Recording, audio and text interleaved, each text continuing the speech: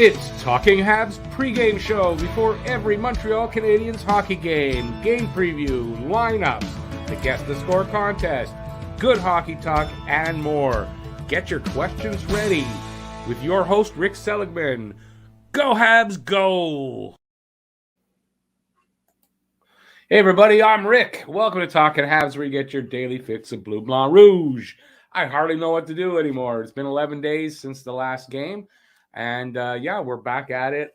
Montreal's in Boston to take on the Bruins, a game that should have been played here in Montreal, but they changed it to Boston. They'll make this game up here in Montreal later in the season.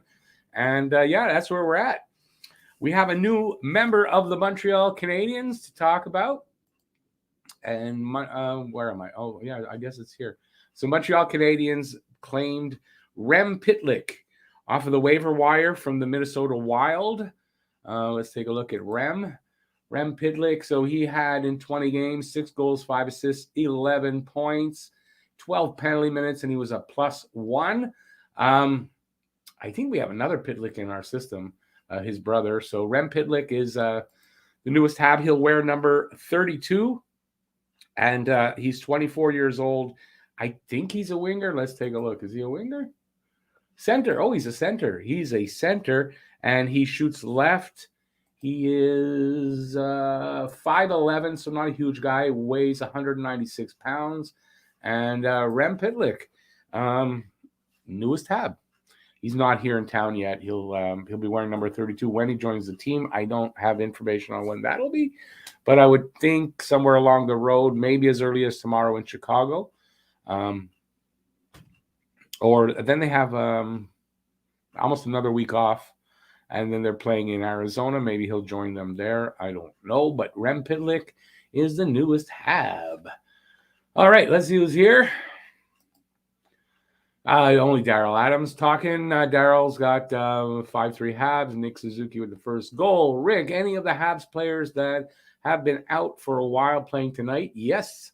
We'll go through the lineup in the preview. And any word on Price? Not much word on Price. It's still kind of, he may be back by the end of the season and he may not be. He's still rehabbing, and there's not much word out there. He's definitely not on the trip with them, and so he's not imminently coming back.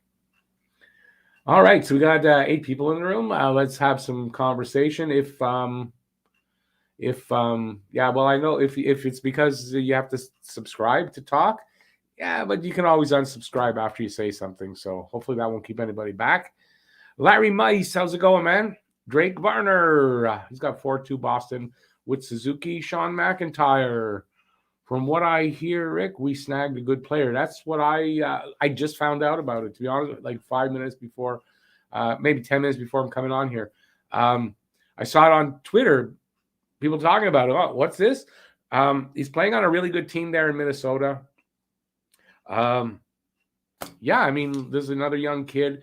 Picking up a kid like Pitlick kind of signals somebody's going to move soon, because when everybody's back, there's going to be extra bodies around or whatever. But I kind of think that's part of the rebuild, picking up a young guy, and some of the veterans are going to be moving out.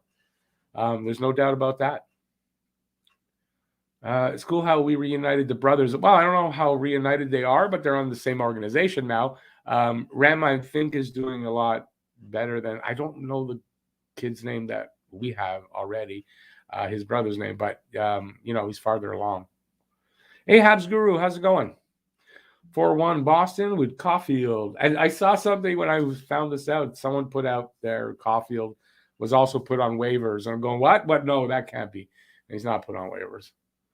That would be ridiculous to put Caulfield on waivers, to be honest with you. Besides, I guess that announcement would have come a lot earlier. Not sure what time they have to put the guys on waivers. I don't know. But, we'll see what he does here, and we'll see who's going to be the first one moving out. I have a video that should be out tomorrow. This one's going to be titled 5, what am I calling it? Hang on, it's right here. 5 most tradable Habs at the trade deadline. So along the lines of what I've been doing, this is the 5 most tradable. We'll see. We'll see who that is. I see a lot of people writing, the writers putting out these kind of lists, and I saw a couple of them today. And go, no, but it's different than what I'm doing. A little bit different. It's weird how that's the next thing I was going to announce. It's weird how Bergevin went to LA following Dano. LA Kings hired Marc Bergevin as the senior advisor to GM Rob Blake. I believe it's a 3-year contract, although I don't know if that's been reported yet. The Kings also extended Rob Blake, so everyone's saying, well, he'll be replacing Blake because Blake had no contract for next year, but they extended him it's either 4 or 5 years. So apparently Bergie will be the assistant GM starting next year. Right now he's the senior advisor. I don't know that assistant part has been confirmed 100%. Excuse me, but he's in LA. And it didn't take him long to find another job. I thought he would sit out the rest of the year, but I'm not surprised that he found a job if he was looking for one. Another first game hat trick, 6 goals and 5 assists in 20 games. He could be good. He's not on the lineup tonight, so don't expect that tonight. They just picked him up today. He'll be, I don't know. I imagine he could possibly be there tomorrow in Chicago. And if not, there's plenty of time to meet up with the team after that because they have no games till the following Wednesday where they got back-to-backs. No, Monday, the following Monday where they have back-to-backs on Monday and Tuesday. While we're talking about that game, Monday's game, I won't be able to do unless Matt is able to. It's a holiday in the States, so he may be able to. I have a dentist appointment at 3, and the game starts at 4 p.m. our time here, so. Do I think the Habs will or should keep Mailloux? He is looking like a stud in the OHL. I'm not going to go with the should part, but I think they will keep him. He's already here. Kid's rehabilitating himself. If they're doing the right things with him, there's no reason why they can't keep him. Considering what a lot of other players have done and gotten away with. I know a lot of people think that he sexually assaulted that girl. He did not. It wasn't sexual assault. It was something different. So, I can see them hanging on to him. He does look like he's going to be a stud. And, we'll see what happens with that. Larry says, I'm thinking Lehkonen and Sherratt will be getting moved soon. Yeah, I'm not going to talk about this video because if I talk about it now, who's going to watch it tomorrow? Like anybody could be going at this point. If they're doing a big rebuild, like literally anybody could be going. So, we'll see how that works out. Okay, I'm going to be doing a preview, and I'm going to be doing it right now. All right. Should I put this up? No. Okay, we got the game tonight. Boston. Montreal's at Boston. Montreal is 7-23-4 for 18 points. Boy, they've had that 18 points for a while, it seems. 8th in the Atlantic. Boston, 19-11-2, 40 points, and they're 4th in the Atlantic. How to watch this game tonight. Starts at 7 p.m. Eastern Standard, at 4 p.m. Pacific. In Canada, Sportsnet. In English, in the Canadiens region, RDS in French. In the U.S., on TNT. Streaming, ESPN Plus, NHL Live, RDS Direct, and Sportsnet Now. Or if you want to go the other side of legal streaming, Sports Surge.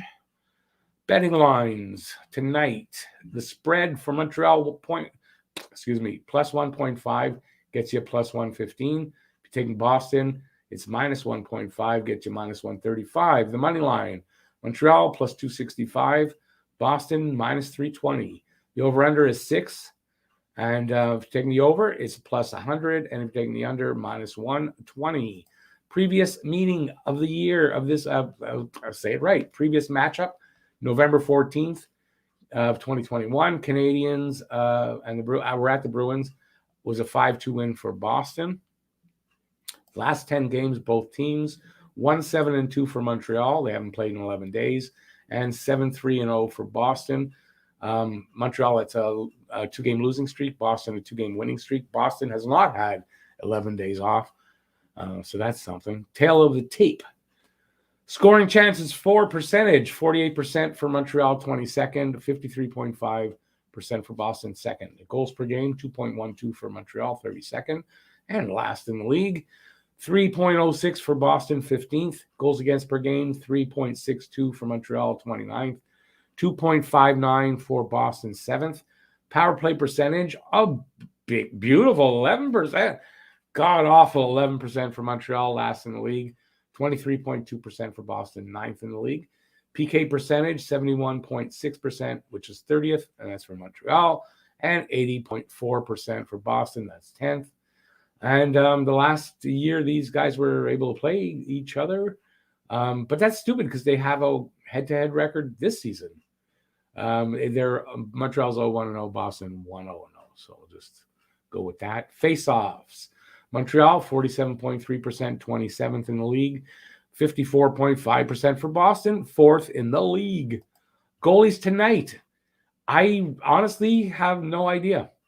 I really don't. I don't know if Jake Allen is ready to go or not. I'm going to assume that he is. He looked like he might be. 5-15-2, 3.10 for the goals against, which is really on the rise, and a 903 save percentage, 2 shutouts, but that's for a really shitty team right now. On the other side, I don't know if it's Allmark or Swayman. I'll put Allmark there. 11-5-0, 257 goals against, and a 917 save percentage.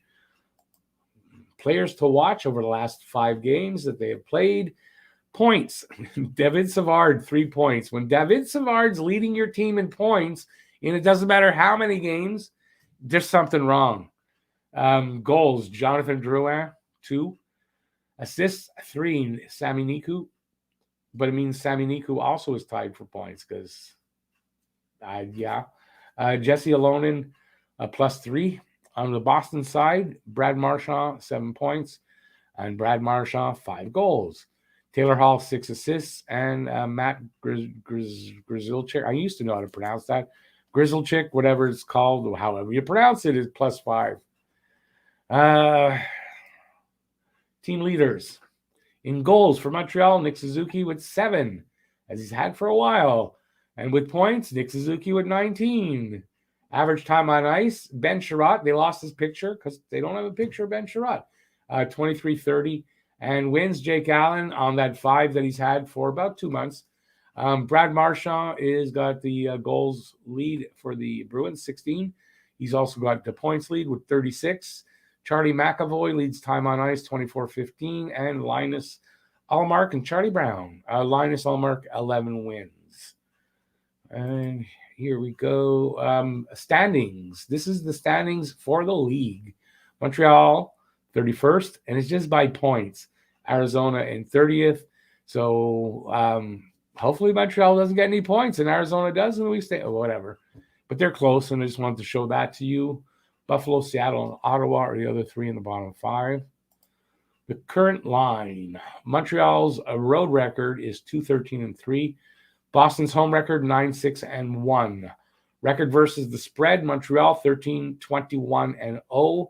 Boston 14-18-0. Record versus over-under, 17-17-0 for Montreal. 16-16-0 for Boston. Versus each other over the last 3 seasons, Montreal 1-4-0, Boston 4-1-0. Last 10 games versus spread, 4-6-0 for Montreal, 6-4-0 for Boston. Last 10 games versus over-under, 4-6-0 for Montreal, 6-4-0 for Boston. Now we get to the juicy part. Who's in the lineup? Montreal's lineup. It's a projected lineup. This could be different when the game starts. Suzuki in between Lehkonen and Hoffman. Dvorak in between Drouin and Armia. Paling in between Dauphin and Caulfield. Vadimo in between Paquette and Pezzetta. Sherratt and Savard, first pairing defense. Kulak and Petrie, second pairing. And Niku and Weidman, third pairing. Basically, defense is like back to normal. The forwards have a little bit, a few guys to come back. Jake Allen starting, Montembeault backing him up. Scratched. Romanov and Evans. I don't remember why. I think because I heard their equipment didn't arrive and they hadn't been on the ice for 10 days because of that, so they're not ready. Injured, Gallagher, lower body. Lower body. Lower body. Josh Anderson, upper body, but he was skating with the team with a non-contact jersey, so that's something. Tyler Toffoli, hand injury still. And Matt Perot is undisclosed, and so is Joel Edmondson, but it's his back. COVID-19 protocol list, Alex Belzile and Cale Clegg, the last two on, and they're still on, obviously. For Boston, getting near the end, guys. Bergeron between Marchand and Smith. Howla in between Hall and Pasternak. There's two. Just put those six guys out. Just change up the lines with those two lines, and they're going to beat us. Probably. Coyle in between DeBrusk and Steen. Nozek in between Blyde. I guess that's how it's pronounced. And Lazar. Grzelcyk and McAvoy as the first pair. Mike Riley and Brandon Carlo, second pair.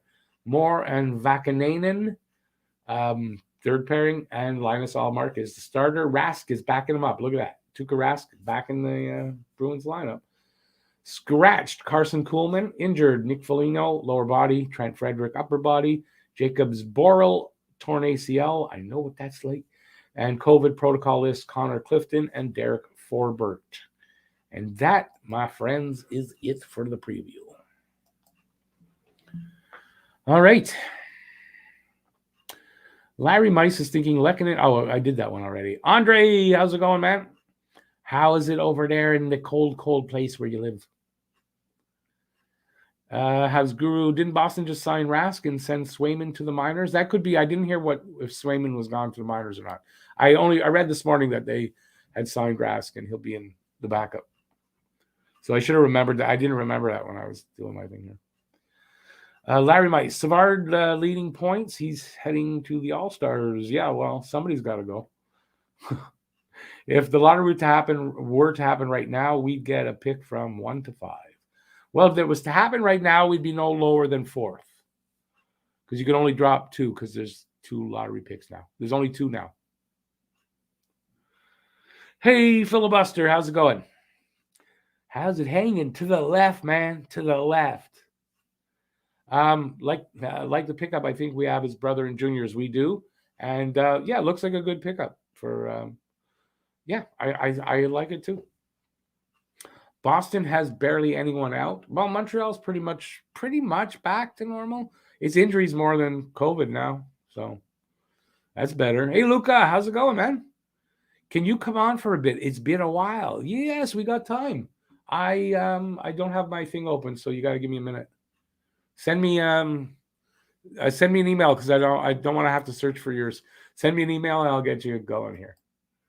No worries. Let me see where I am. There I am. Let me get logged in and then I'll get his email in a minute. I hope, anyway. Go to inbox. Okay, so we'll just wait for that to come in. And that'll give us something to do. Yay, it'll give us something to do. All right. It feels like it's been so long since I've done one of these. And it kind of has. I mean, it's 11 days. So it's kind of like an up and down sputter start the last little while.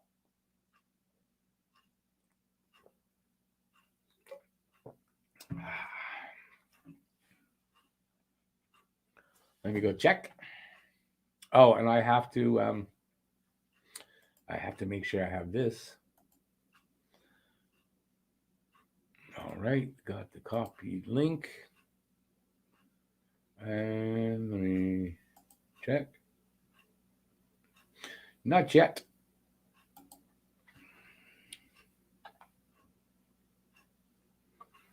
Are we still on? Testing 1, 2, 3. Dog bark figures. So as we're waiting for Luca to join us, if I get the email, what do you guys, ask away some questions. Let's see. What do you guys want to talk about? Still don't have it. Sorry, Luca, still don't have it. Let's take a look here, though, just in case. You never know. Things go to spam. Did not go to spam. So don't have it. Dom Ducharme will get the first goal tonight. No, okay, but just explain to me how that's going to happen. Is the puck maybe the pass is gonna or the shot's gonna go into the bench, it's gonna hit him in the head, and then go right into the net? I mean, how would that happen anyway? I like the idea, but at least it'll do something for the team that way. Has anybody seen the video of him apparently having words with Drouin at the practice today? And yeah, apparently there's nothing to that. I saw it. It didn't look like anything much.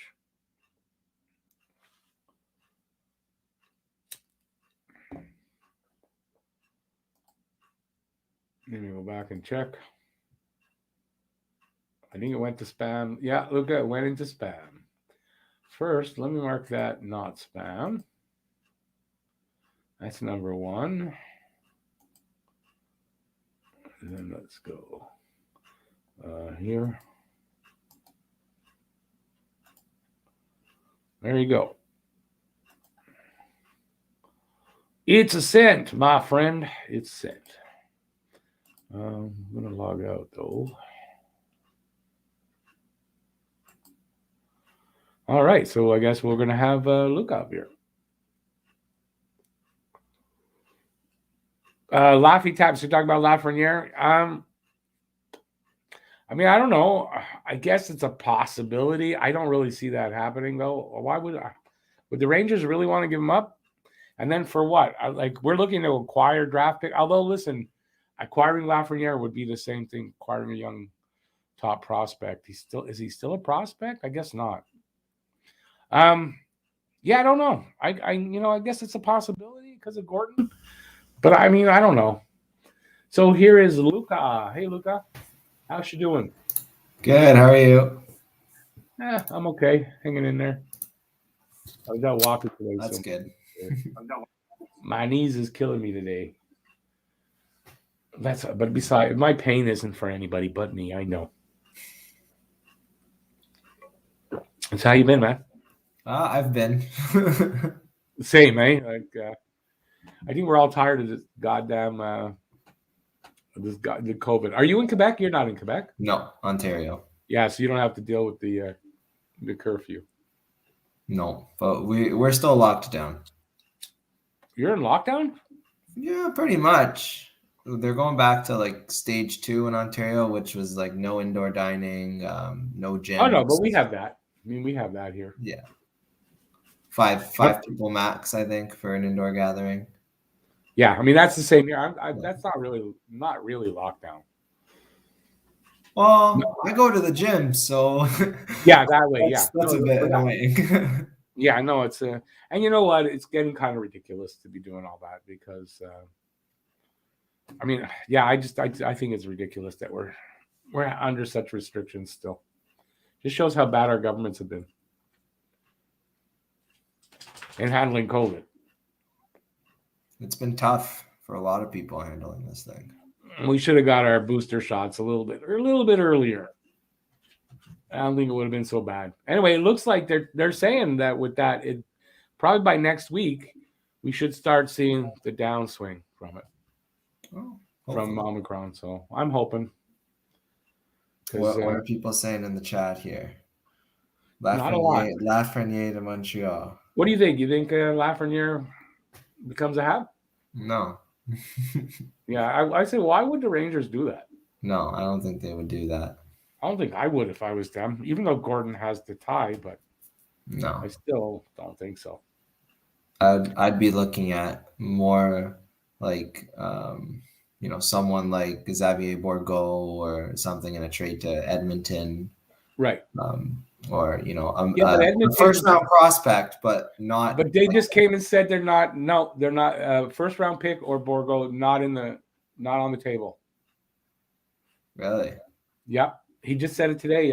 Who's the GM there? I can never remember his name. Ken Holland. He just said it today.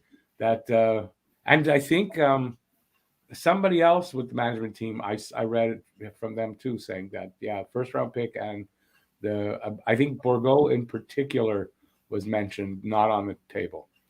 Does that might just mean that could be negotiation, right? Yeah, that could be You a know, negotiation if tactic. you're gonna come talk to us, you better have a goddamn good deal, or we're not talking about it. Like that kind of thing, I would think. Yeah. Larry's got, he thinks Sherratt will go to Florida for a first. One thing with Sherratt, though, I mean, could be anybody. I think a lot of teams want him. Yeah. Does have a no trade clause modified. I Well, don't know if it's 16 or 10. I think with Sherratt is he's a big guy. He plays 25 minutes a night in the playoffs and grinds you down physically. Yeah, So, I and mean, listen, as a deadline trade, if you're going into the playoffs and you're looking for that kind of a guy, whatever, there's no commitment after. Like, say it doesn't work yeah, out and you're not committed to him, he's a UFA. So yeah. he's going to be in He's demand. a guy that's going to get a first from a contender pretty much 100 I would times think out of so. 100. Yeah, for Yeah, I sure. would think so. Him, and then the only other guy I think that could realistically get a first is Toffoli, probably. Yeah, Because he's under contract for a couple more years at a great cap hit, just over $4 million, 25 goals consistently. yeah, you can pretty much pencil him in 25 goals, 20 assists every season. You know, you get him for 2 more years. You know, I think Toffoli is going to be very popular, and he's got no movement, no trade, he can go anywhere. So that's a good thing too. So yeah. And why would you hang on to him going into this rebuild? Because they're gonna. Oh, let me get your opinion.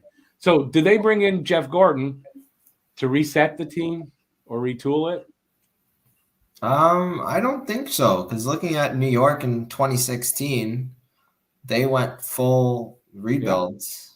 they brought him And here to rebuild. If you're not expecting a rebuild or you think that's not happening, like you don't necessarily bring in Gordon just to reset a team. I don't think. no, I can see them going young. And I think the pickup of Rem Pitlick is kind of a signal that bringing his kid, somebody's going to move out, somebody's got to go. One of the veterans. I don't know much about him. Is he like a middle six winger, two-way Honestly, no, guy, or he's a center. He's 5'11", he's a almost 200 pounds. He's got 5 goals, 6 assists in 20 games, but I don't know what line he's played on in Minnesota. But I think coming here, I mean, when you're going rebuilding, that's the kind of guy you bring in. He might not last for long, but I mean, he's a guy.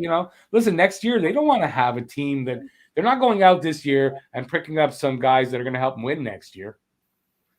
You want to go after Connor Bedard again, so you want to have like you want to kind of stay the same while moving guys out, but you want to stay the same in like quality of the team, no?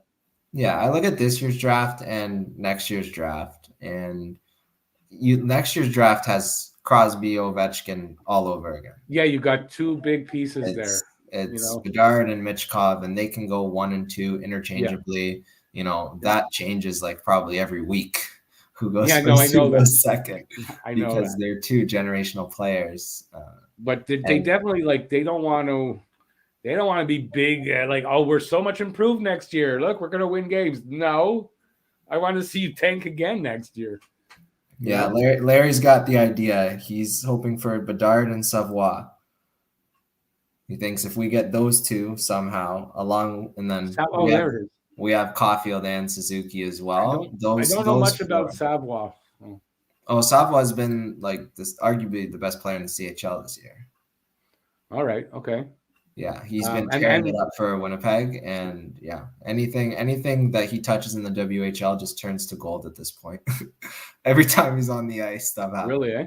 Yeah. I mean, I've heard the talk of him, but I don't really start researching this stuff till we get kind of closer to it. So I don't know a ton about the young guys. But Savoie, that's this draft or the next one? That's this draft. He's projected to go second behind Shane Wright. Yeah, but then that could flip there too. I don't know that Shane Wright's a solid 100%. He's going first. Yeah, he's had a bit of a difficult year in Kingston.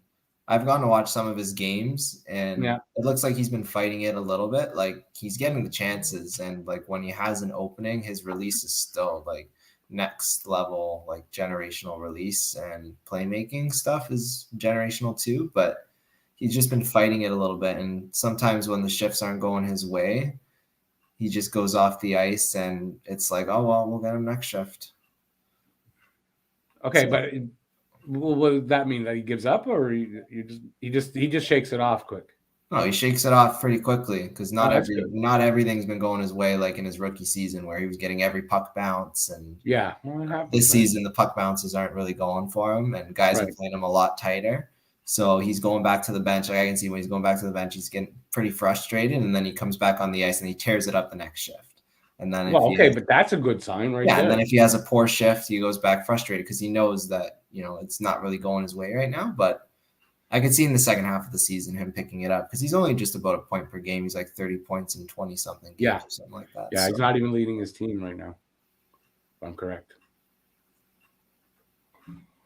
Edmonton needs a Sherratt and or Allen, maybe Price. Price, don't look at Price going at the deadline. What do you think? You think Price is not going at the deadline?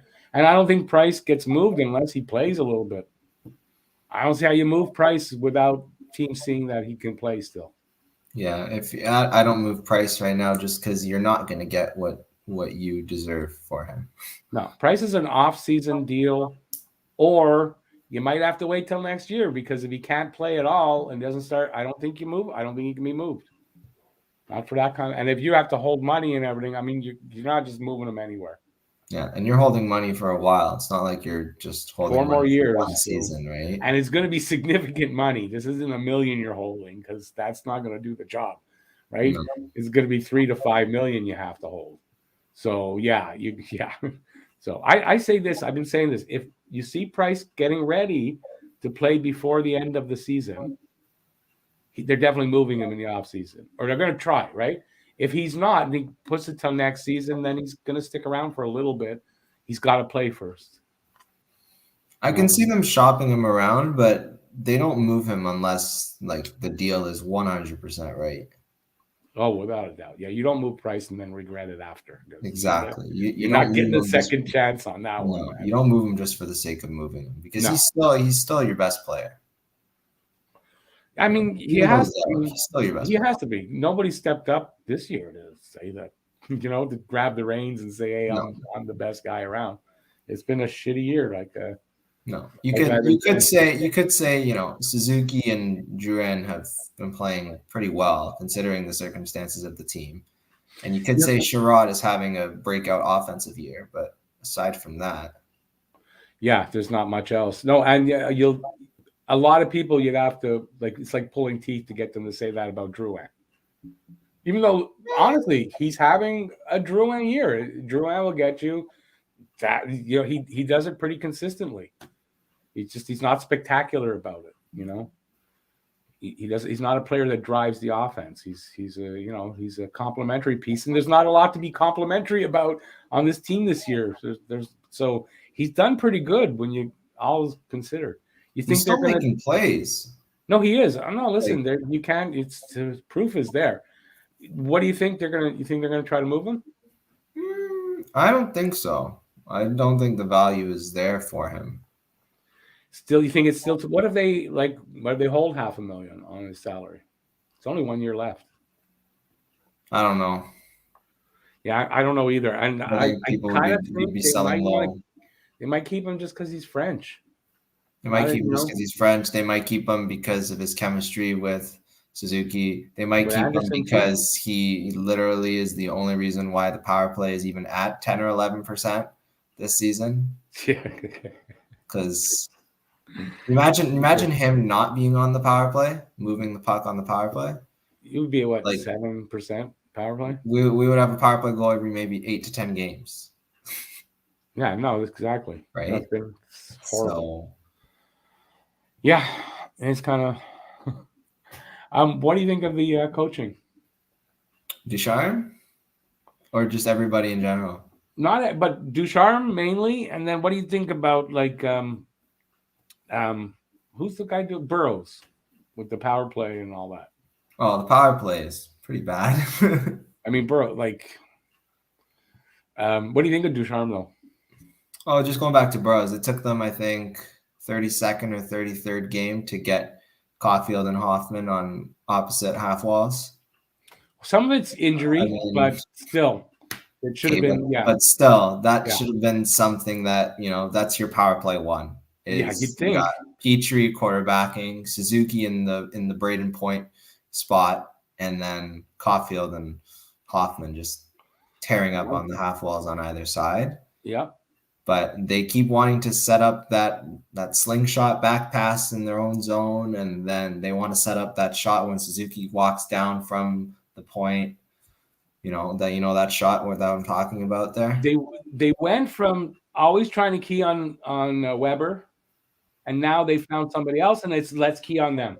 Yeah, instead of being creative, walk down. Yeah, be creative, but there's no creativity. In the teams are starting to read that, and they're not letting him walk down and get that power into his wrist shot, because when he gets the puck at the top there and he walks down towards the circle on his strong hand, he can absolutely rip it. Yeah, without a doubt. But if you know it's coming, if you know this is what they're doing, it's easy to defend against. Yeah. It was the same thing with the Weber. Yeah. So King Julian says he'd clean house on the coaching staff. Maybe I'd wait till the end of the season if you were to clean house. I might, and this is might give Richardson a break there, but I don't know. I think you got to kind of. I think they're going to clean house. I think the new management group, you bring in your guys. It'd be sad to see Luke go, because I know that the players really like Luke, but if the new general manager has his guys, I mean, which is usually what happens, right? If there's going to be a coaching change, these guys just came in. They're probably going to bring in, obviously, their own guys that they want, not somebody else's pick for a coaching staff. Yeah. So I expect in the offseason we'll have a new coaching staff. King Julian says, I just hope Briere isn't GM and decides to hire Terry. No, Terry, they're not retreading another coach like that because you had him and liked him. Who do you have any? I mean, we don't have any knowledge, but you have any personal preference for a GM? I don't know. I was debating between a few people, and then I heard somewhere, I think Pierre Lebrun said that Anaheim wasn't letting Montreal talk to Martin Madden, I'm pretty sure. Because they're doing the same thing, a GM search, so obviously they want to talk to him. So he was like one of the few people that I thought could fulfill the role, but I think the main person for me probably throughout this whole thing has been Tampa's assistant GM, Matthew Darsh. Yeah. I think just because he's learned from Brisebois the last few years, and I think Gorton will see that and talk to him and try and figure out, what his visions are for his own team, because he's probably been, behind some of the stuff that Brisebois has done too. So for sure. Yeah. At least on the input side. Yeah. With King Julian just said, I'm on that line. It's either Darsh or Mark Denny, I think, is going to get it. And I'm not a gambling guy, but I would put money down that one of the girls women that they're interviewing is going to get the assistant GM. Yeah, they could. Or they could be something with hockey operations or in scouting or something like that. You know what? I still think one of them is I think they're going to go with a woman as an assistant GM. And they might I could see Darsh gets the GM. Then you got one of the women, either Emily Castonguay or Diane Savageau, and Mark Denis, and I have two AGMs. I saw somebody with that idea, and you know what? Right now in a rebuild, the more heads, the better. But at the same time, you don't want too many cooks in the kitchen either. True. Then at that point, you'll have four people, kind of in the discussions, right? Gorton, whoever the GM is, and then two AGMs, right? Yeah, no, that's true. So, but I think a woman's going to get a job like that. Well, we'll see what happens. Yeah, I don't know enough about their background to say it's a good pick or it's not a good pick. I know for Diane Savageau, she's got some GM experience. Obviously not in the NHL, but she's been GM of some of the women's teams and stuff and Canada's teams, and she's got some GM experience already. Yeah, I can see her getting. Did she GM for any of the Olympic teams? The women's. Not sure, but I think one of the women's national teams she was GMing. Okay. So, I mean, that's some serious, not to be the GM maybe, but as an assistant and work her way up as a possibility. It's still experience, because you still have to be the one that identifies talent all across Canada to put this team together for, let's say a women's world championship or for an Olympic tournament. That's still something that you got to do in the NHL as a GM. You got to go around the league and you have to identify talent that you know, you want to pick up on your team either in the draft or through trades, like that's still a good thing to have, right? If you have that experience. So that's why I think she's in there in that running. I think that experience might be better than, you know, someone who is an agent, right? Because I know we were talking, you know. Well, there's a couple of agents in the running. I don't know. I don't think it'll be an agent personally. No. Daryl says Rick Kane in trouble again. Just seen on TSN NHL looking across from USA to Canada on December 29th. Can you believe Edmonton? They're thinking of signing him, Evander Kane. I don't know. Maybe they've talked with him. And maybe Ken Holland has a reason to give him a second chance. He believes in second chances, but this is Kane's like fifth chance. Yeah, we have no idea what's going on behind the scenes. No, but I wouldn't touch that. I wouldn't touch that personally. I really wouldn't. King Julian said, a week from now, we didn't like any interviews, so Gorton is GM, assistant GM in hockey ops. Well, right now, till he hires people, he kind of is. Yeah. I mean, he can make a deal. If there's a deal that comes up, Gorton can make a deal without a problem. So, yeah. I don't feel like they said they're going to announce the new GM. This was last week, or maybe over the weekend, in 2 weeks. So another week and a half, they're supposed to make their decision and announce it. So we'll see. It won't be too long. Yeah. So I don't think, if that's how quick they do it, I doubt we'll see a trade before there's a GM in place. But I think if a team calls and says, hey, Gordon's there to listen, he can make the decision because it's ultimately his decision anyway. Right? The new GM is not going to make the final decisions right now. I'm just looking at contenders right now that still have their first round pick that are not in the division to see if there's any potential trades. And Edmonton has their first. Yeah, but they said no. But they do have a first. But they said no. Winnipeg has their first. Let's check Washington. Washington still has their first. There's teams out there to make the deal. There's teams out there that will do business with them. Oh yeah, for sure. We got listen. Even though the team is shitty the way it is, the players are. It's not like they all forgot how to play. It's a shitty season. Whatever. There's reasons for that to happen, and it can happen. It doesn't mean all the players are shit. We got some good players here that's going to draw interest. Matt says hi. Yeah, I see Matt there. Hi, Matt. He didn't say hi to me. He said hi to you. I know. Hopefully he'll be at 7. I hope. I don't know. I haven't spoken to him in a few days, so I don't know. Hopefully he'll do the play-by-play tonight for the game. Okay. Hey, Little Green Cactus, late to the game, or I'm gonna go in 2 minutes because I gotta feed the dog and get my stream up to watch the game before it starts. All right, last thing then before you go, Rick. There was a list released on The Athletic of potential Canadian players on the long list for the Olympics, and Caden Gooley is one of them. Yeah. You think he gets called to the team or what?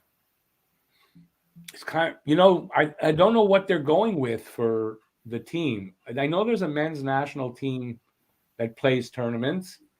So I don't know. Are they going with young players like that or ex-NHLers? But I can see that. From what I remember on the list, there was a lot of people from that from the 2019 draft class, 2020 draft class. So they're going for young guys.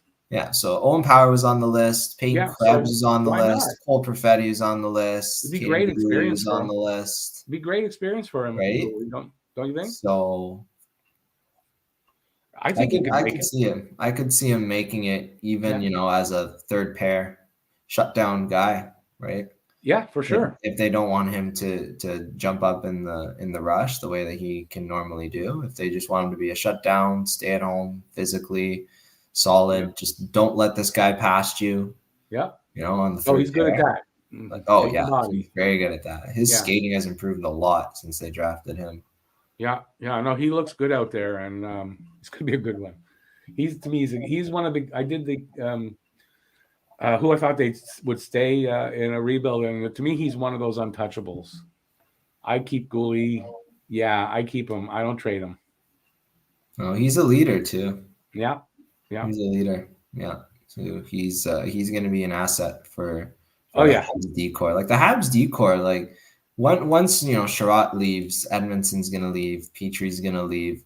The changing of the guard is probably going to be pretty smooth when you consider who's in the pipeline. Yeah.